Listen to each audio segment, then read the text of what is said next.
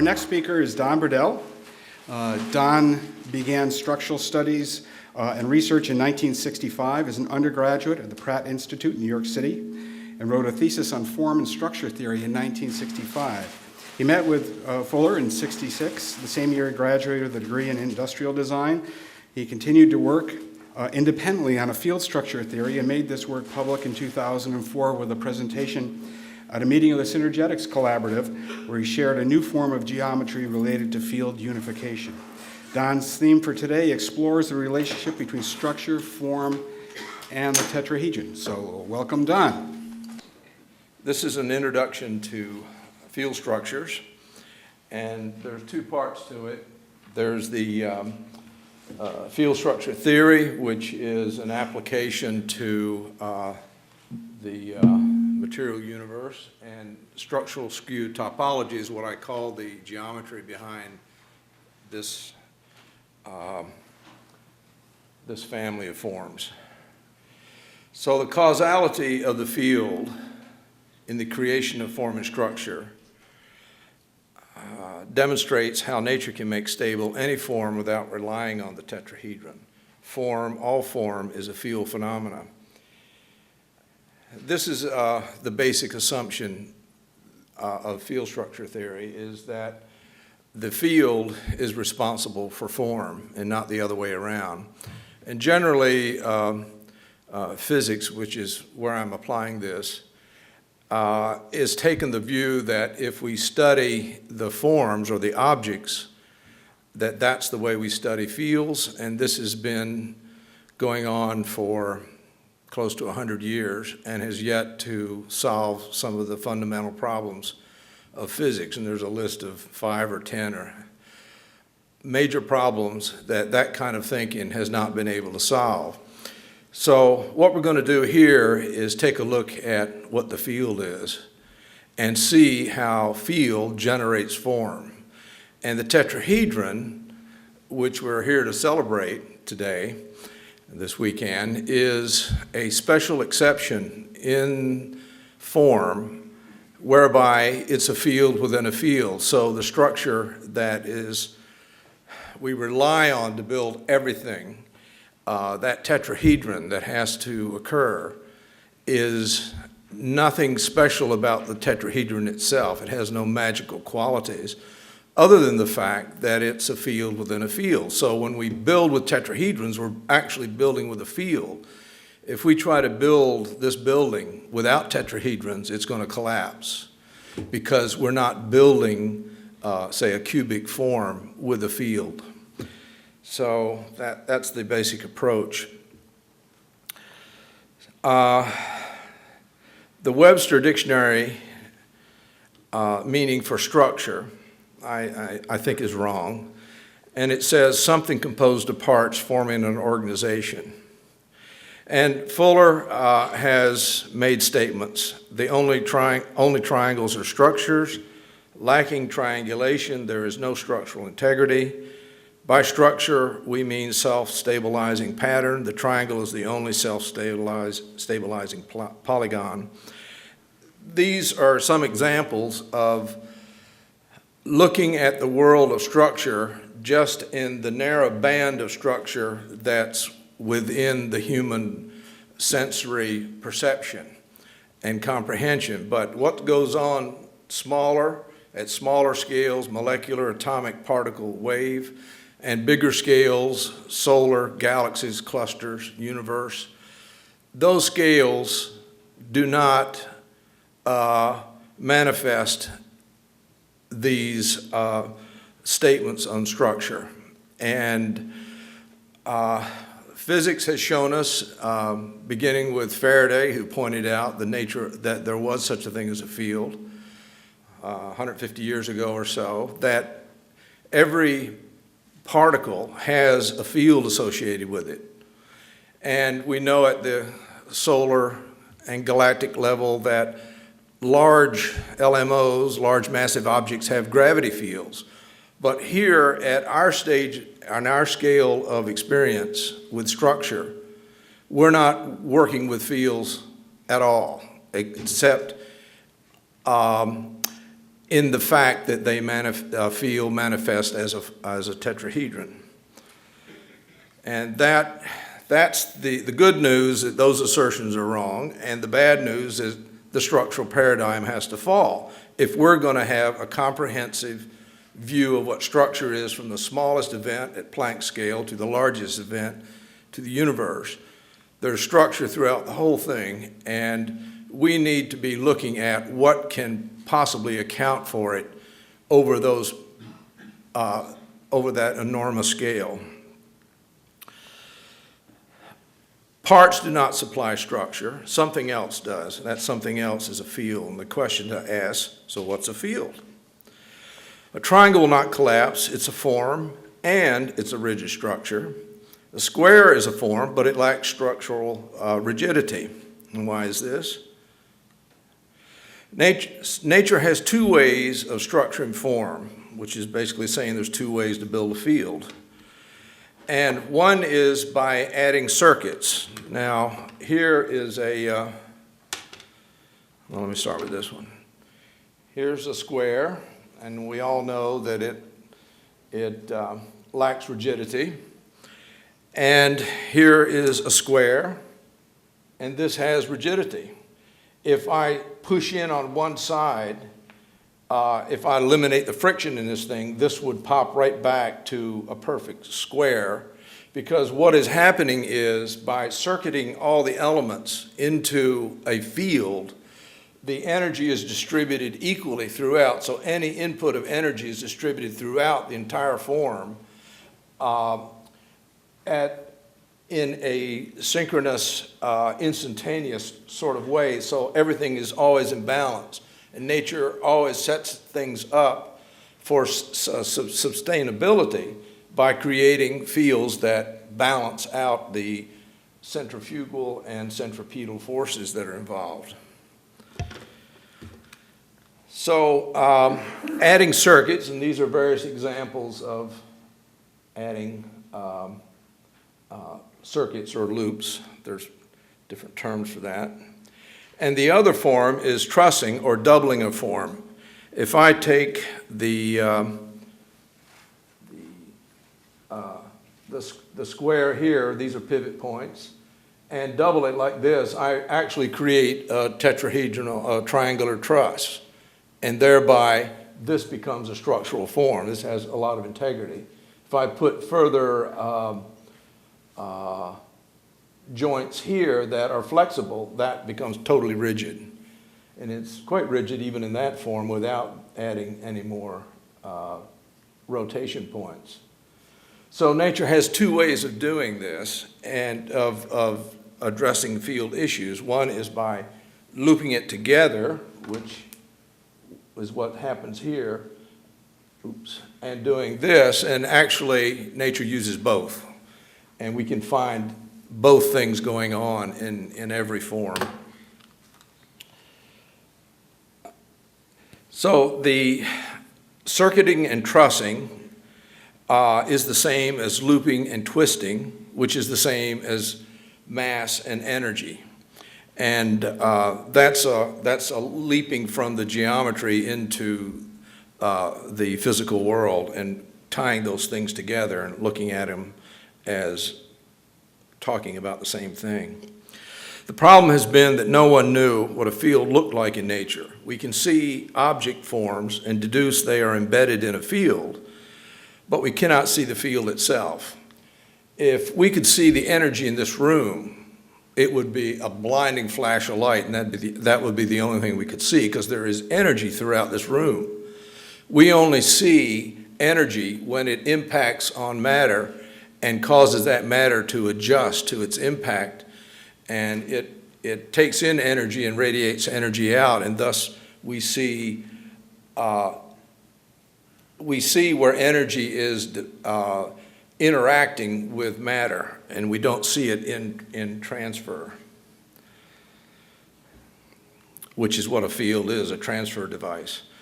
But we can model a field and see it in real time at the scale of our working world. Field structures are models of fields that produce structural three-dimensional form, not limited to the triangle and tetrahedron. So field structures are nature's operating system that allows for creative interaction without destructive consequences. And these are examples of field structures. And what we're doing here, I'll be getting to more of this in a moment, is we're building a universe with a loop. We're taking this form and exploring the possibility of it. And what I'm finding is that this form can produce any three-dimensional form imaginable. And at the quantum level, at Planck's scale, we're dealing with loops of action, interacting those loops to produce energy in the form of waves, interacting the wave energy to form matter in the form of particles, interacting particles, all but just loops, to form atoms, molecules, right on up. So it obeys Occam's rule, which is the simplest answer is the best one. And since the only thing we're dealing with is a circle, it doesn't get any simpler. Now, what happened to the projection here? Oh, okay. I have tetrahedron, octahedron, and cube. And these are simply deformed loops. And here's the icosahedron and dodecahedron. I left the center solid that I strapped the sticks to circuit this all together inside of the form so you could see where a little more clearly. But please come up afterwards and take a look at what's going on. And what you'll see is that here in the tetrahedron, you have three loops, three different colors. They're interacting and forming a three-dimensional knot. This is a three-dimensional knot. All these are three-dimensional knots. It's a new family of form. And they're held together because these loops have been twisted. They're under torsion. They want to expand, and they're blocked by the other two that are also trying to expand in a different direction, and thus we get stability. So as you add more loops, for instance, to get the octahedron or any of these, you start to see interesting patterns, like all of the yellow loops is a single loop. And here's 5 loops interacting to create the icosahedron and the dodecahedron. Both have 5 sets of loops. There. Now, these forms here are called structures. And then this form here is a superstructure. And that is this situation where you have a polyhedra inside of a polyhedra. So instead of circuiting the loops or the lines of action, the tubes, to itself, which I did in the simple tetrahedron, here I built a tetrahedron inside of a tetrahedron and hooked it up, the inside one to the outside one. And when you here's something Joe Clinton did. This is a superstructure, and if you cross your eyes and look between this and give yourself a moment, it'll suddenly become three-dimensional. How many see this, by the way? 1, 2, 3, 4, 5. Good, we're coming. It takes a little while, but it's amazing when it pops through. It's a lovely way to show these things. Okay. All right. This is also a superstructure. It has 2 tetrahedrons in the center and 2 tetrahedrons on the outside, forming a cubic field structure.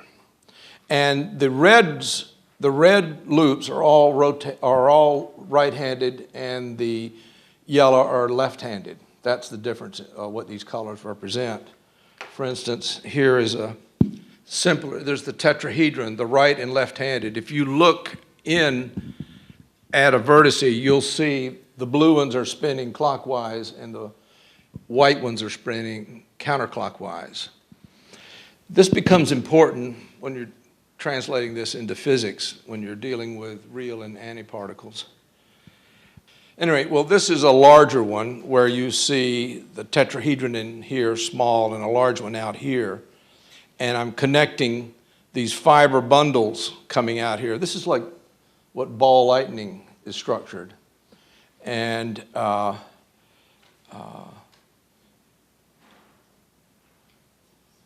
you can see that these bundles can be enormous. They can go out into, on a solar level or gallical level, these kind of bundles of twisting energy that has been photographed in astronomy are very, very clear. So it is a structure found at all levels, all scales. So the structures up here model particles, and all of these models here down here on the front row are all different particles having different frequency, and which means they have different energies. And then this is the superstructure model, which is modeling atoms, where you have a nucleus and it's surrounded by a charge field, electron charge field. Oops. Then if you took two structures like this and you link them together in this form, this is the structural platform that molecular structures occur in. And it's interesting to note that when you do this, here I needed 3 loops, and I've got 2 triangles going there. So to do them independently, I need 6 loops to do it. But when I circuit the energies to make a molecule, I can do the whole thing with just 1 loop. So if you follow this all around, this is 1 loop looping around. And this is a law of chemistry, is that the reason things get together is that they can lower their energy profile, their needs for energy, by working together than working separately. So any chemical reaction is atoms getting together, sharing energy, and they find they don't need as much, so they give off energy, which is heat. So in any chemical reaction, there's always heat given off. And what that is in terms of field structure theory is lessening the number of loops, the number of rotations that has to go on. And then here's a loop having, this again is 1 orbital pathway of an electron, for instance. That would be a nuclear, there's 5, there's 1 here, here, here in the center. There's 1 on the other side that's hidden by this center one. Again, this is all 1 loop holding that together. So what I see is like our bodies is this vast energy sharing mechanism where the energy in the form of electron is transferring from 1 mass center, 1 atom to another through the molecular hookup.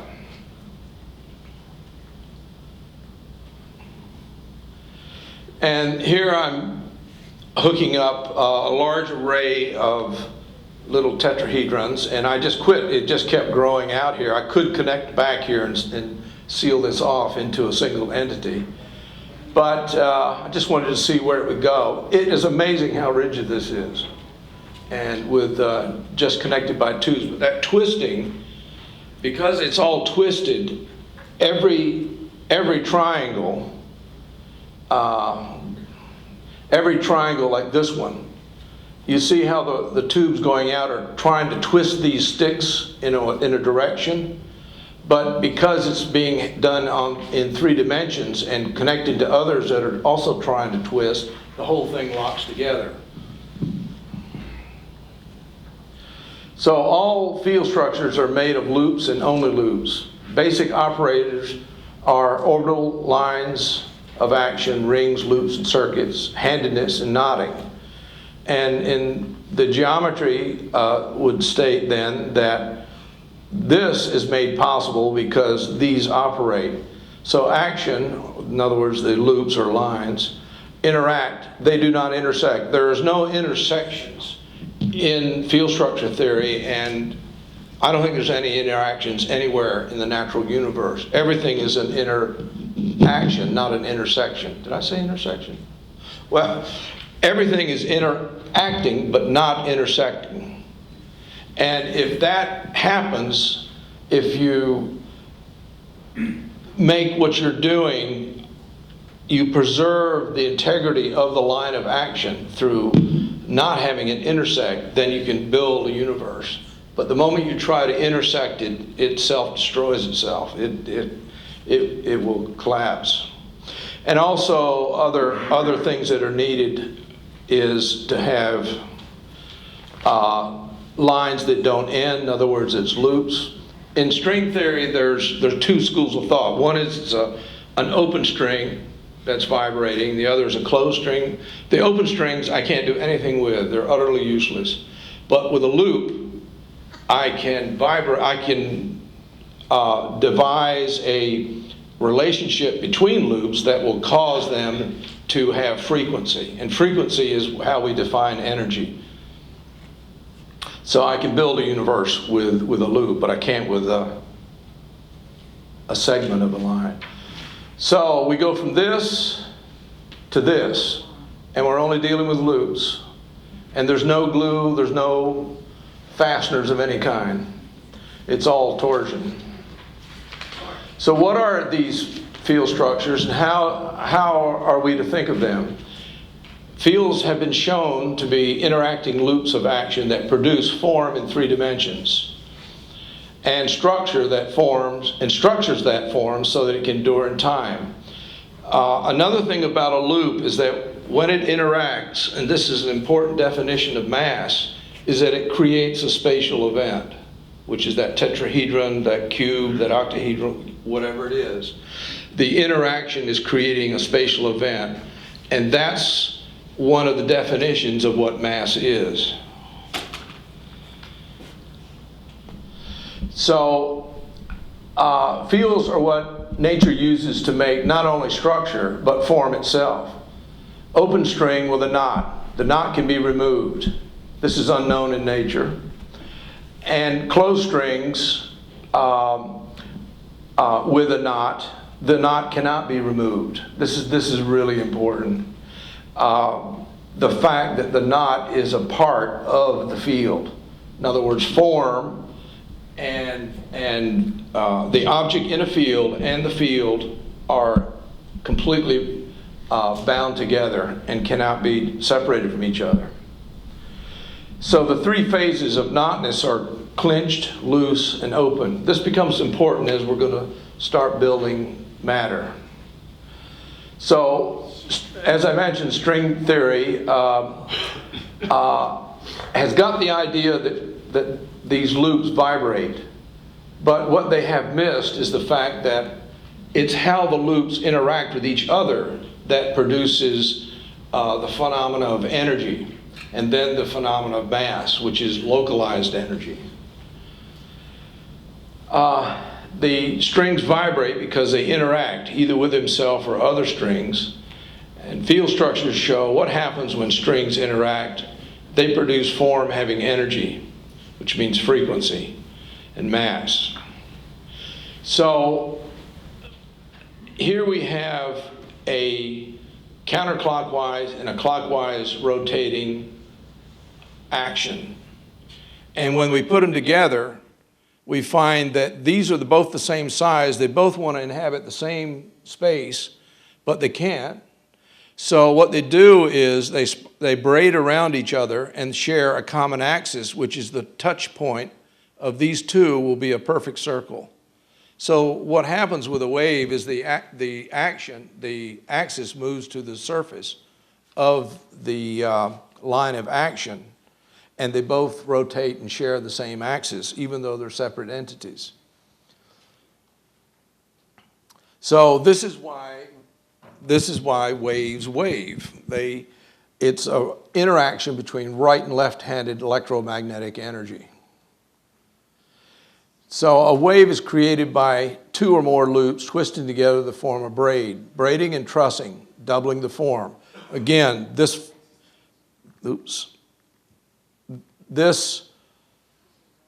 loop here is the same as, it's the same as that original truss we made. Now, this is a single loop, and there's that black is where I heated these two ropes together to show that it's one loop. And interesting to note is that if you use one loop, you'll always end up with an odd number of frequencies. And this becomes important. This, well, let me move on before I get to that point, is if you take the loop, I want to show you this. If you take this loop, and here the energy is distributed, oh, you got it good. If the energy is distributed evenly around, which it isn't right at the moment, but it would if it was a dynamic system. A wave is a distribution of energy equally throughout the whole structure. But when it's condensed, when I draw that energy down and condense it, I get this form. And so this is a condensed wave, and this is a diploid wave. And what is really interesting to me, what is interesting is that when you braided this together, when I braided it together, I didn't realize that I was putting into this string right-handedness and left-handedness, so that when I condense it, it all comes out. This form down here is composed of right and left-handed rotations.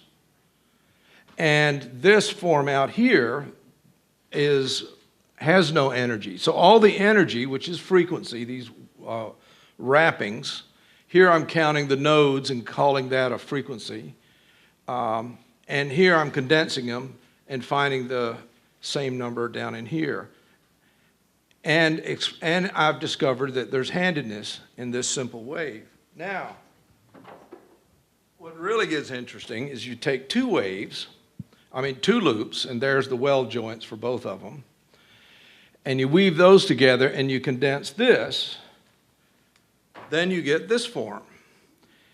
One of the waves takes all of the energy and leaves a nominal holding place of energy of 1 unit out here, and this wave is wrapped around this wave.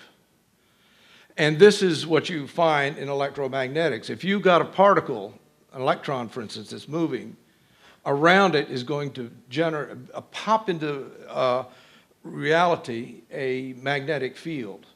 So this would be the magnetic field coiled around the pathway of the charged particle.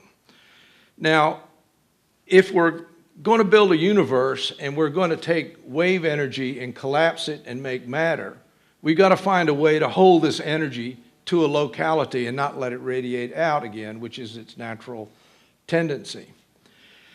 So how do you confine the energy to a locality? How do you go from totality to locality? That becomes the crucial question. All right, go back to this.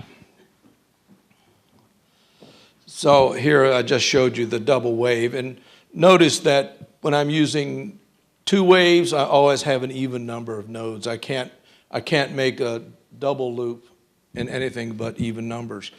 This becomes important when you're trying to understand bosons, which are energy particles, and fermions, which are mass particles. And for fun, I took three loops, and wove them together, collapsed two of them, And this time, when I put the string out, I put arrows along the string to see what would happen. So I wove all 3 loops together, just as I did the others. When I condensed the 2 of them to get this form, look what happens here. This loop is actually twisting too. See the arrows going around it, rotating around it? And the number of rotations equals the number of rotations of the other loops. And what I'm seeing is that when quantum mechanics was studying waves, they got the idea that the electron you can compute its energy by its frequency. But then a French physicist discovered a thing called a pilot wave, or a matter wave, and that's what this is here. And that wave is the wave that the particle travels on. That's why it's called a pilot wave. Because if there's a particle moving along through this circuit here, it's going to follow this. And what this means is that particle is going to spin. So everything that moves has a spin to it. And when you're building models and doing ropes, look at this. When I make this thing, it automatically starts spinning as a whole. And what that's picking up is the spin that's in this form here. So it's a really interesting complex of motion. So the matter wave is a locality of energy, and that energy is condensed wave. And by what mechanism is the condensed wave prevented from deploying? That was a question I asked a little bit back. The mechanism is knotting. A field structure knots the interacting loops, preventing the torsional forces in the lines of action from releasing. Each loop constrains the other, and the system achieves stability. Because the wave has 2 loops, one side can be collapsed to the nuclear polyhedra, which is at the center of all of these forms is a polyhedra, and be bound to that nucleus by interacting with other loops that have collapsed as well, forming a high energy, high frequency structure of its own. So the formula for waves, the energy of a wave is frequency times Planck's constant. So energy is Planck's constant times time. So frequency is the number of nodes of a wave. And Planck's constant is a relation, sorry about that, between the number of nodes, and I was doing this yesterday full blast, a number of nodes and the dimensions of the wave loop. Change in frequency increases the loop dimensions. These are, I don't know, maybe that's too technical here for that, but what I'm trying to get to, back to that original question, is how do you take this condensed energy and hold it to a locality? Because in this form, there's nothing to prevent this knot of energy from redeploying back over the string. And nature would want to do this. And because energy is radiant, it wants to expand. It's entropic in nature.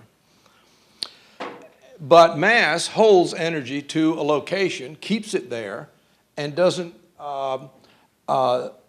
distribute it below its rest state.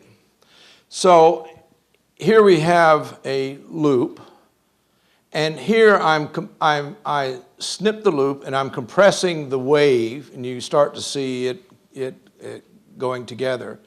But that's going to end up with this situation. And the problem of cutting the loop. Cutting the loop is not done. It's a total no-no in the universe. So how do you condense a wave without cutting it? So this is how you do that. You squeeze it from both ends. Now, when you got that, again, there's still nothing to prevent it from just returning back over the wave again. So what happens is that when you condense 3 waves together, you get the energy knotted in the nucleus, and it wraps around itself so that it can't deploy back over these because these other 2 are going to prevent it from doing that. And now you've got a way to lock the energy into that nuclear domain. So what you have when you take an electromagnetic wave with right and left-handed energy, condense the what I call the positron side of it to the nucleus, that becomes the proton. And the deployed wave, this out here, becomes the electron. Now, if you look at the structure of an atom, for instance, you find that 99.96% of the energy is in the nucleus, and the rest out here is the nominal energy that's in this loop here, which only has 1 twist to it. So this is conforming to what we know in physics as the relationship between the mass field in the nucleus and the charge field in that cloud around it. So the implication is the nucleus of a particle, of particles and atoms, are not collections of spheres magically connected, such as oranges piled on each other, but they are interacting loops of action. And they form the solid geometry of polygons, which exist at the center of the form in the nuclear environment. And it is the polyhedra of the nucleus that is telling the energy how to move, what frequency to be. It's the intelligence of the universe, is the way I see it. For instance,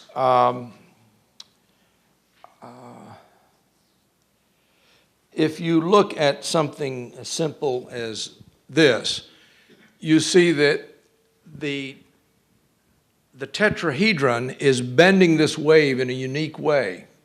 And it's a different bend than the cube bends that wave. So each polyhedra bends the wave, which means changes the frequency to be a unique signature of that form.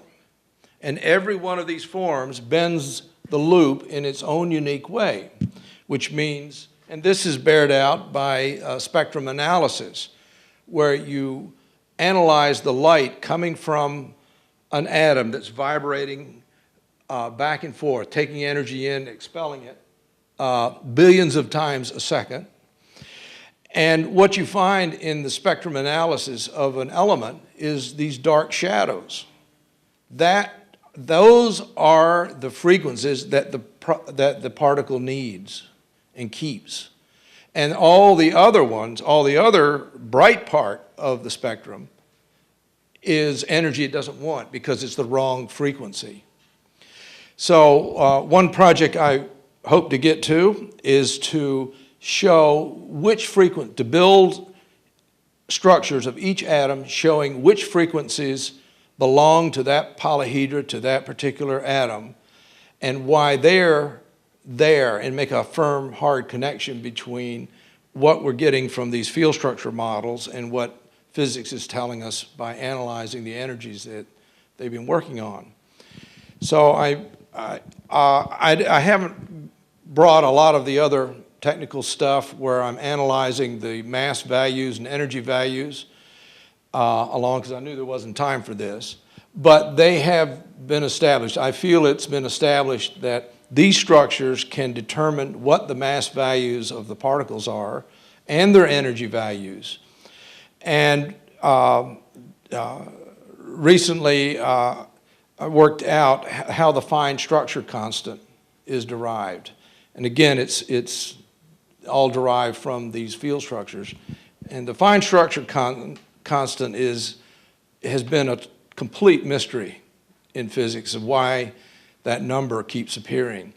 And what it is, it's the if you condense all the energy involved in a particle to one nuclear event, depending on the particle, it involves the energy in the field that's been condensed from this state to this state. That 137 number relationship is predominating in the process. So this is a little introduction to the concept of field structures, and it's the tip of the iceberg. I feel it's a constant mode of discovery, and I'm just really enjoying working on this, and I hope maybe some of this makes a little sense, but thank you very much for.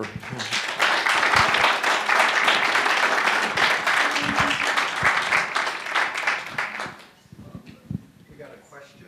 Do you want to? Okay, Don, thanks so very much for a fascinating discussion and a presentation. There's one question here. We take one question. Yeah, I just, Wait for the mic. could you show us the clenched, loose, and open slide again with the 3 loops? Okay. So it's really what we're seeing here is wave and particle. This is the wave-particle duality explained. Yes. What's the impact of the loops, various sizes within the same structure? What's the impact if the loop gets bigger, or is there a particular size of the loop? Like there could be excess loop, or Well, the minimum loop is the size of Planck's constant. It's a Planck's length. And the interesting thing to note is that as you go smaller and smaller, energies get bigger and bigger, which means the twisting and the looping of the form becomes more intense. So atoms are measured in terms of millions of electron volts, particles in billions, and theoretically a Planck's particle is in the I forget the term, but it's an enormous number. The amount of energy in a Planck's mass is incredible. So here you have the idea that there's this concentrated ball of energy, and what nature is doing is constantly deploying it, and it deploys it from a wave to a particle. The particle further unfolds and deploys it into an atom. The atoms deploy it into molecules. It's moving this energy out to inhabit a greater space, but bringing the intelligence of its organization until we get to us humans, and we are simply a end state, or maybe we're not the end state, but we're along the way somewhere, of organization of this energy that is able to take up enormous amounts of space. Our body is kind of the nucleus, but our energy is enormous and is affecting the whole planet. Yes. I'd like to thank all of our speakers this morning for really giving us a lot of fodder for conversation over lunch. Thank you again, Don, for your fine presentation. Thank you.